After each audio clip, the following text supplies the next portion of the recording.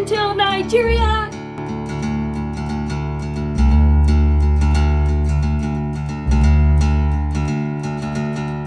Guys, I am so excited about this opportunity.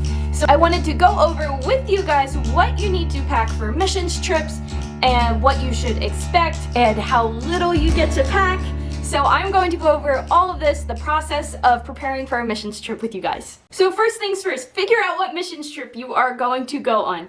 Then from there, ask the team, ask the organizer what you are to prepare for, what kind of clothing you should prepare for, what cultural differences are there when preparing to go to a different country, and especially if there is a religious difference there. Are you going to a Muslim country? Are you going to a Hindu country? Stuff like that. So what do you need to respect for their culture? So that's like the basics of stuff. Like, what is the food that they eat? Do you have to bring Tums with you? Are you going to have to bring anti-diarrheal medications because your body's not used to that authentic food that they have there?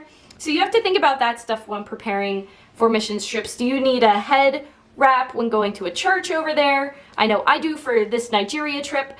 So just keep that stuff in mind. But the team that you are going with should supply a list for you. Another thing to talk about when preparing for an international missions trip, or even just one locally, is that are there any disease outbreaks going on? So in Nigeria, I know I had to get my yellow fever shot, I had to take typhoid medication and anti-malaria medication, and I also have to bring anti-diarrheal medication with me. Let's quick go back to the cultural differences. So what are the men and women like in that country? How do they greet each other? So stuff like that. Do they shake hands? Do they bow? Stuff like that. We as Americans are pretty open with one another, giving each other hugs, stuff like that.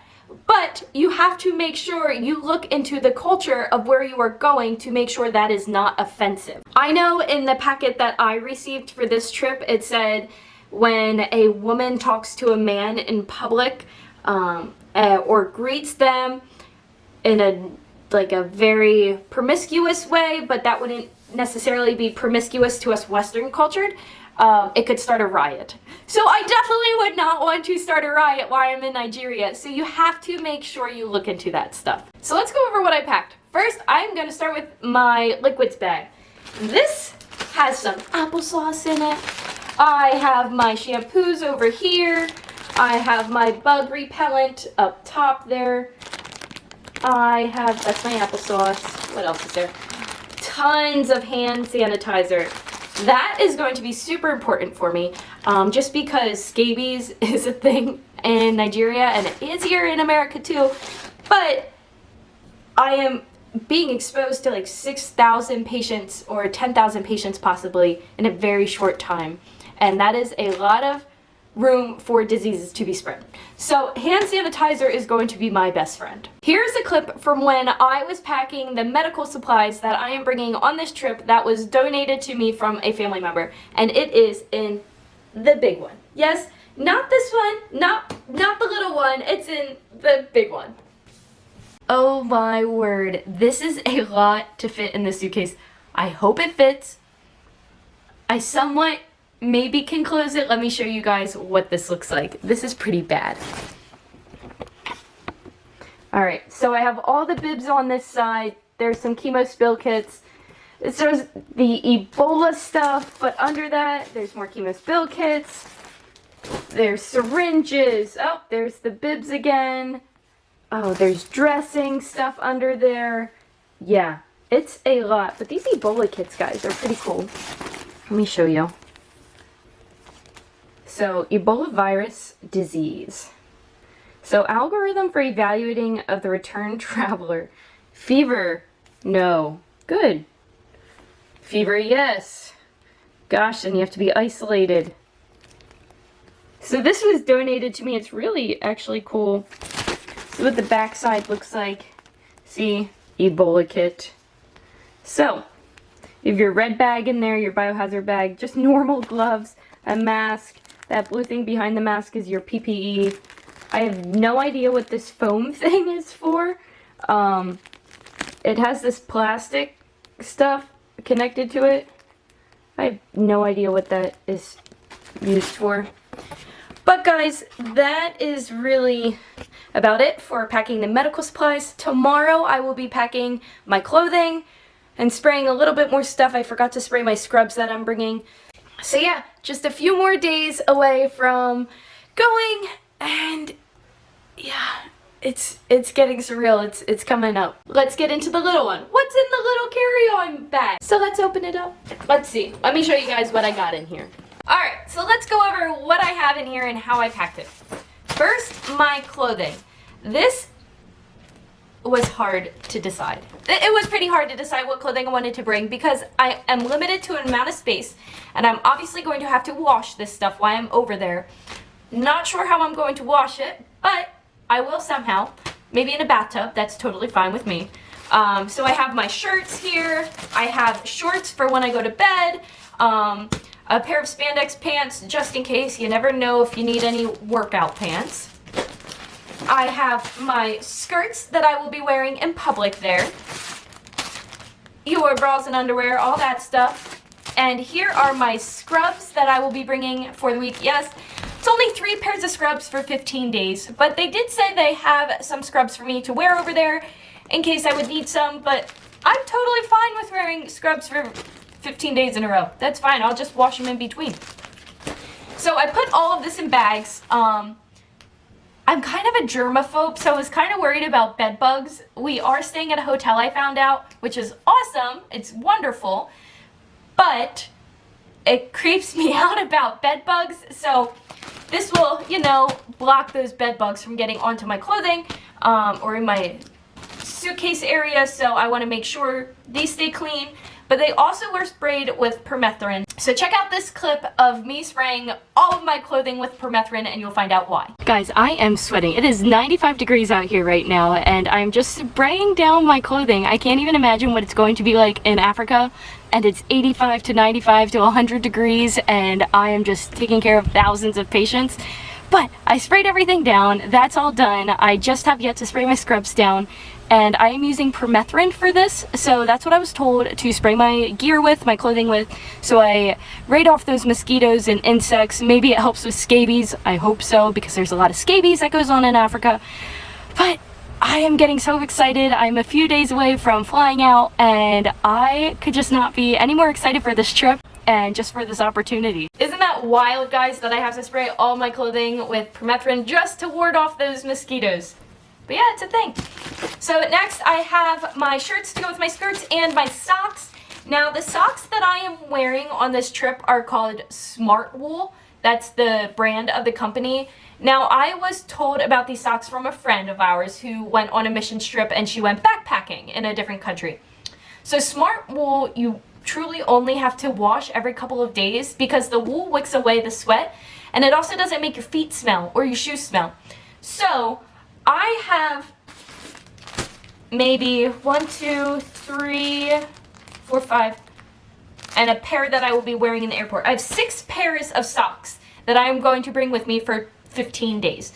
So the Smart Wool ones I probably won't wash, maybe once. Definitely can't put them in any type of dryer. I don't know if I'll have a dryer or not, but those I will definitely not be able to put in there. But I'm super excited to see how they hold up. I'm actually wearing a pair right now under my gym shoes. I wore them to the gym. They're the no-shows, and I've worn these 3 times without washing them. But it's not gross, guys. That's what they do. They're not dirty. Maybe they are, but they don't smell bad. Anyways, let's keep going. Pair of flip-flops for the shower or for walking around the hotel. My sneakers for clinic days. I hope these are comfortable. I hope these are comfortable during clinic days. They're pretty comfortable every day here. We'll find out. I kind of am thinking about bringing these ones now. These have a bit more of a sole to them. I might change my sneakers, which ones I bring. I only have room for 1 pair, so I'll make that decision later on. But let's keep going. I have my medications here. This is my, what is this one? Oh, this is my anti-malaria drug, which I forgot to take today. I needed to start it today, which I'm going to do that after I record here. So this is starting 1 to 2 days before entering the endemic area. Take 1 tab daily. Continue for 7 days after returning with food or milk. Yes, so I am taking all of this for a long time now. This will be a couple days. So yeah, here's that medication. I don't know if you can see any of that. These are my anti-diarrheal medications. I got my Tums up here, and back here is my Benadryl, because I probably will get bug bites, and I swell up terribly from bug bites, so hopefully that will help as well. So there's that. I have some extra Ziploc baggies just in case, for anything that will come up. If I don't have a trash bag for something, I can just pop it in there. I brought my comfort food. So I have crackers in here, I have trail mix in here, I have those Belvitas in here. So they told me to bring comfort food for when I get diarrhea, I guess. Really, truly, that's what they said. They said everybody pretty much gets diarrhea when they go on these trips. Yeah. So I have my comfort food for when I am possibly not feeling well, but I hope and pray I do not come down with traveler's diarrhea. I have some wipes here, lots of breath mints, my deodorant, baby wipes, definitely need my powder, toothbrush. I have my Wife in Pursuit book. My husband and I are both reading these right now, so I hope I have some downtime to read that. I have my journaling book there. And my Bible is up on my table right now, so I will obviously bring that as well. I have my rain jacket, and then I have, this is my head wrap. It's just a white cloth. So that is my head wrap for when I go to church. But guys, that's it. That is all I am bringing for 15 days. You know, trusting in the Lord to provide while you are there is so good.